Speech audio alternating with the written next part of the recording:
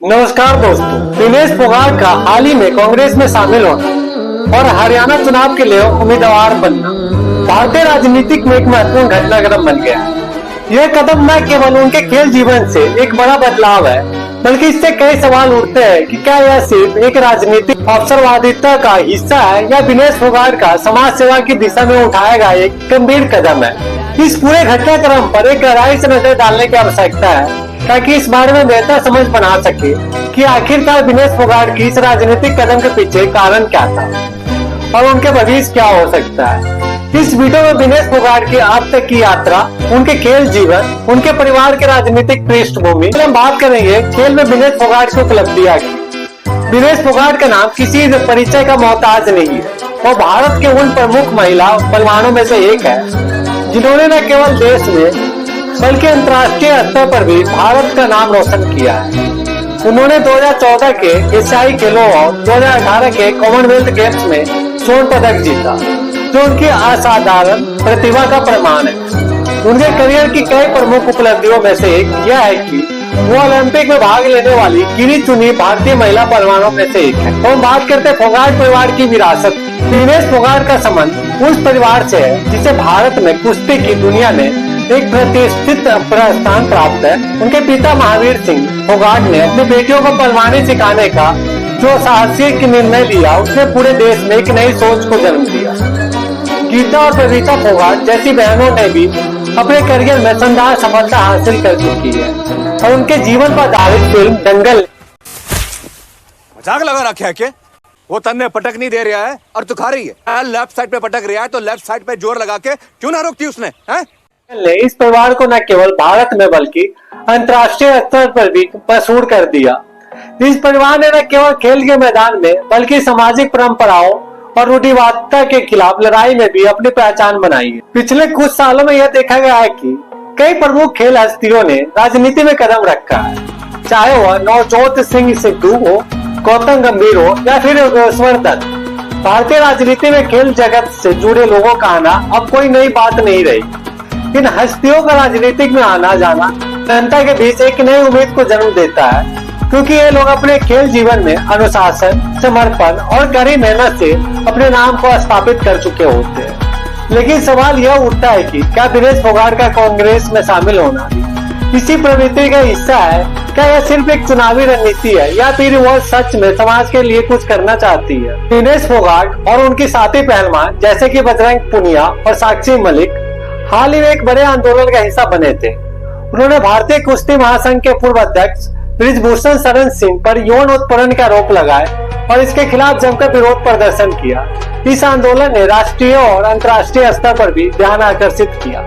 लेकिन जैसे आंदोलन शांत हुआ, कुछ लोगों ने यह सवाल उठाया कि क्या यह सब राजनीति से प्रेरित था, खासकर जब दिनेश फोगाट ने कांग्रेस ज्वाइन की और हरियाणा चुनाव में उतरने का फैसला किया। तब इन अटकलों को और बल मिला। बहुत से लोगों ने इस राजनीतिक में प्री प्लान एंट्री के रूप में देखा, जो उनके विरोध प्रदर्शन का एक राजनीतिक उद्देश्य था। दिनेश फोगाट को कांग्रेस ने हरियाणा के जुलाना निर्वाचन क्षेत्र से उम्मीदवार बनाया। जुलाना हरियाणा के जींद जिले में स्थित एक महत्वपूर्ण सीट है, जहां जातिगत समीकरण और स्थानीय मुद्दों का बहुत अधिक प्रभाव है। कांग्रेस ने दिनेश को इस सीट से चुनाव लड़वाने का फैसला किया है, क्योंकि उनकी सामाजिक प्रतिष्ठा और खेल की लोकप्रियता उन्हें यह एक मजबूत उम्मीदवार बना सकती है। हरियाणा की राजनीतिक में महिलाओं की भूमिका अब भी सीमित है। पुरुष प्रधान राजनीतिक ढांचे में महिलाओं को अक्सर किनारे कर दिया जाता है और इसलिए दिनेश फोगाट का चुनाव मैदान में उतरना एक बड़ा संदेश देता है। यह कदम न केवल महिलाओं के लिए प्रेरणा है, बल्कि हरियाणा के राजनीतिक में महिलाओं की भागीदारी बढ़ाने की दिशा में एक महत्वपूर्ण कदम है। दिनेश फोगाट के राजनीतिक करियर की शुरुआत में ही उनसे यह उम्मीद की जा रही कि वो महिलाओं के मुद्दों को प्रमुखता से उठाएंगी, खासकर हरियाणा जैसे राज्य में जहां महिलाओं के साथ भेदभाव और हिंसा के मामले अधिक होते हैं।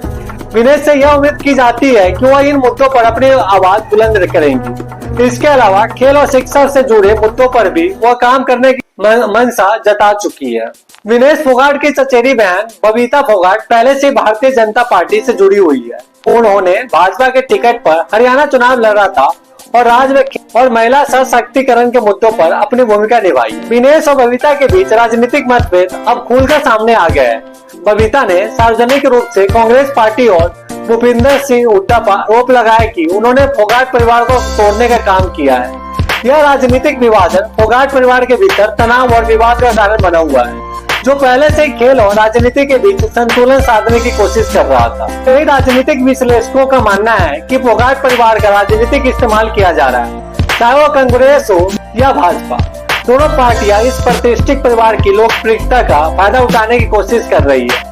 यह देखना दिलचस्प होगा कि भविष्य में इस परिवार का राजनीतिक संतुलन किस दिशा में जाता है। दिनेश फोगाट का कांग्रेस में शामिल होना सिर्फ चुनावी राजनीति तक सीमित रहेगा या एक दीर्घकालिक राजनीतिक करियर की शुरुआत है, यह सवाल अभी भी खुला है। हालांकि उनकी सामाजिक प्रतिष्ठा, उनके खेल में अनुशासन और उनकी सार्वजनिक छवि एक दीर्घकालिक राजनीतिक नेता के रूप में उभरने का अवसर दे सकती है। कांग्रेस पार्टी ने हमेशा महिलाओं की भागीदारी को बढ़ावा दिया है और दिनेश फोगाट के कांग्रेस में शामिल होने से महिलाओं के मुद्दों पर पार्टी की स्थिति और मजबूत हो सकती है।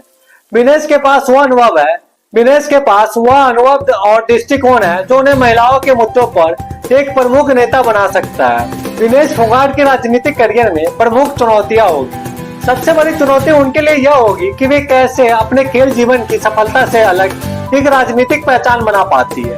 उनका मुख्य फोकस खेल और समाज सेवा पर रहा है, लेकिन राजनीतिक की दुनिया काफी अलग है और यहाँ कई नए मुद्दे और चुनौतियों का सामना करना पड़ता है। हरियाणा की राजनीतिक जातिगत समीकरणों, जमीनी स्तरों के मुद्दे और सामाजिक धाराओं पर आधारित है। वहाँ की जातिगत राजनीति में जिंद जैसे क्षेत्र में किसी बाहरी विशेष रूप से खेल हस्ती का चुनाव करना एक जटिल कार्य हो सकता है। इसके अलावा राजनीति में विरोधियों का सामना करना और उनके खिलाफ टिके रहना भी एक कठिनाइयां होगी। दिनेश को न केवल अपने राजनीतिक प्रतिबंधों से बल्कि खुद की पार्टी के अंदरूनी समीकरणों से भी जूझना पड़ सकता है। हालांकि चुनौतियां बहुत है, परंतु दिनेश फोगाट के पास राजनीति में सफल होने के लिए कई संभावनाएं भी है। उनके खेल में अनुशासन और मेहनत का रवैया राजनीति में उन्हें एक नया दृष्टिकोण प्रदान कर सकता है, उन्हें एक नए नेता बनने में मदद कर सकती है।